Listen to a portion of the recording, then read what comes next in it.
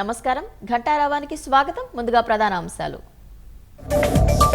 గత 5 ఏళ్లు ప్రాథమిక హక్కుల్ని కాలరాశారన్న చంద్రబాబు, అధికారం దుర్వినియోగం చేస్తే ప్రజలు ఓటుతో బుద్ధి చెప్తారని వ్యాఖ్య.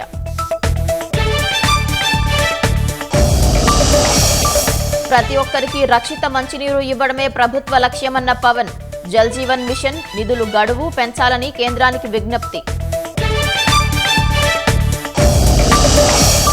ఏపీ సహా 4 రాష్ట్రాల్లో రాజ్యసభ ఉప ఎన్నిక షెడ్యూల్ విడుదల.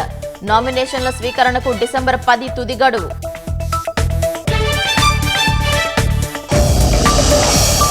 నిర్మాణాత్మక చర్చలను ఈ రాజ్యాంగ సభ చూసిందన్న ఓం బిర్లా, ఆ సంప్రదాయాన్ని ఇలాగే కొనసాగించాలని సభ్యులకు సూచన.